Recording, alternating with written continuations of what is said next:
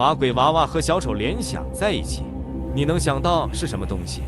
鬼娃娃是老外们小时候最害怕东西之一，小丑也是之一，所以双剑合璧，天下无敌。好了，开个玩笑，今天分享一个发生在14年的诡异事件，故事稍长，请耐心收看。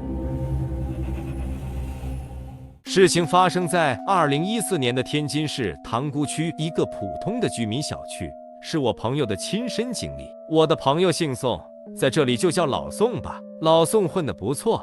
是国家某机关的驻外人员，常年在美国工作，几乎半年才能轮到一次年假，回一次家才能见到老婆和儿子。他的儿子小帅那时候只有10岁，才刚上3年级。作为一个男孩，要半年多才能见一次爸爸，的确是件挺难过的事。老宋也是觉得心里内疚，每次回来都陪着孩子玩，也从不忘精挑细选的给儿子带他喜欢的礼物。那年老宋回家，给儿子带回来一个小丑的玩偶，那是老宋在加利福尼亚的一个店铺里特意为儿子挑的礼物。话说老宋的儿子小帅也是个很奇怪的孩子，其他同龄的男孩子都喜欢些汽车、刀枪之类的玩具，可他偏偏喜欢这些各类的人偶。这个长相好笑、做工精致的小丑让他简直爱不释手。自从得了这个小丑的玩偶之后，小帅几乎天天在卧室里摆弄，完全当成了珍宝。看着儿子喜欢，老宋心里那个高兴啊，觉得自己平时陪孩子时间少，这样总算是种补偿吧。老宋那一次在老家待了10天，就又匆匆的走了，直到春节前后才又回来。不过这一次回来，老宋发现只有老婆一个人出来迎接自己，最思念的儿子都没见到人影。老宋早就想儿子了，刚放下行李就问起老婆小帅去了哪里，可没想到老婆却跟他说，儿子小帅最近很反常。原来自从上次老宋走了以后，儿子小帅几乎像变了个人，每天都不出屋子，也不和别人交流，每天拿着那个小丑玩偶自言自语。他老婆觉得不对，带着小帅去医院做了检查，也没查出什么问题。医生只是分析，可能由于父亲不在身边，与单亲家庭的孩子一样，产生了自闭情绪。老宋一听也有些意外，不过那时候他并不太相信。儿子小帅他还是了解的，一直都挺健康的。可老宋进了儿子卧室后，跟儿子说了好几句话，小帅都没理他。老宋就轻轻地拍了一下儿子的肩膀，可他没想到，手刚刚碰到小帅，小帅就猛地转过了头，眉毛直立，大张着嘴巴朝着老宋大叫。此时的小帅整个人都消瘦了一圈，眼圈深陷，加上脸上因为发怒而扭曲的五官，完全出乎了老宋的意料。看着儿子这个样子，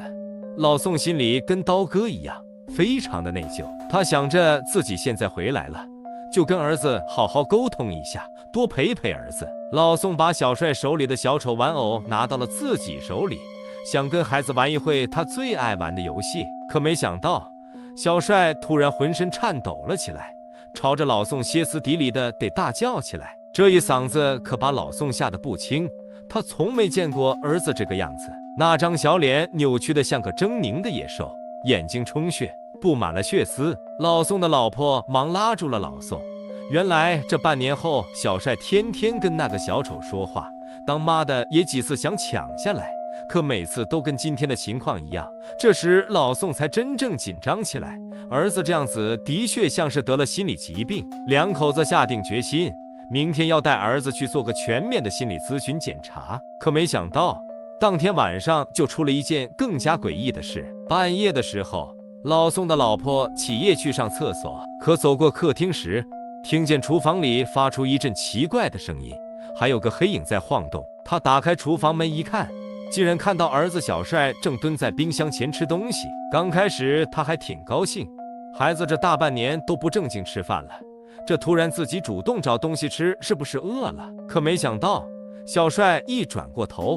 他看到小帅居然在啃一块带血的生肉。大晚上看到这诡异的一幕，把老宋的老婆吓得一屁股坐在了地上。那小帅此时的样子更可怕，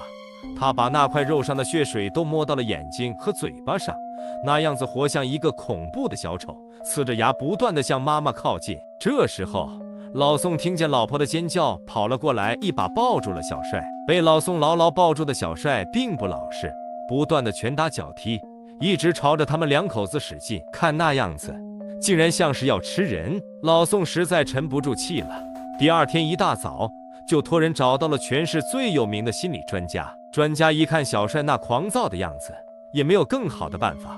注射了些安定药物，让孩子先镇静了下来，然后才详细的问起了老宋孩子患病的原因。但那个专家也分析着跟孩子缺少父爱有直接的关系，这弄得老宋更加的内疚了。老宋在跟那专家说起自己与孩子的情况时，提起了那个美国的小丑玩偶，本来无意中提到的，可没想到那专家却似乎很感兴趣。没想到那个专家看了半天，却问起了这玩偶的产地，而专家是老宋的战友介绍的，算是熟人，一眼就看出了玩偶的问题，也没避讳。那专家也不隐瞒，说起了他对这玩偶的了解。原来这种玩偶是墨西哥的土人制作的，用的材料几乎都是用真人的皮肤头发来完成的。这种玩偶是墨西哥的土人用来寄养死去之人灵魂的东西，特别是夭折孩子的灵魂。这种东西当地的土人都是挂在树上或是墓地之中的，根本不会让孩子玩，因为这种东西与人接触久了会吸人的生气，变成一种恶灵，而这种恶灵慢慢会变得嗜血。有许多当地的黑法师会利用这种恶灵来做一种召唤恶魔的法事。老宋听完那专家说的，身上瞬间起了一层毛栗子，他万没想到自己会给儿子买了这么个东西，可又立马紧张了起来，觉得专家懂这么多，一定知道救儿子的办法。可没想到专家并不是巫师，也并不知道怎么来破解。不过专家也实在提出了一些自己的分析，老宋觉得专家说的还是有道理的。眼见着自己买的东西把儿子害成这样，心里升起一股怨气。老宋决定按照自己的方法处理这个邪恶的小丑玩偶。他在半夜的时候找了个公园的空地，往那个小丑身上倒了一些汽油。老宋也不知道这办法管不管用，可为了救儿子，也实在没有别的办法了。点燃了一根火柴，就扔了下去。小丑玩偶很快被点着了，一阵噼里啪啦的燃烧后，老宋闻到了一股臭味，那臭味就像是动物被烧焦了一样，非常的刺鼻。十几分钟后，小丑玩偶就变成了一堆黑色的粉末。这事就这么过去了。小帅在医院住了几天，出院后脸色慢慢的好了起来，又变成了一个活泼开朗的小男孩。老宋是以辞职相逼，最终领导同意把他调回了国内工作。虽然赚的没有以前多，但能天天陪在家人身边，他觉得很满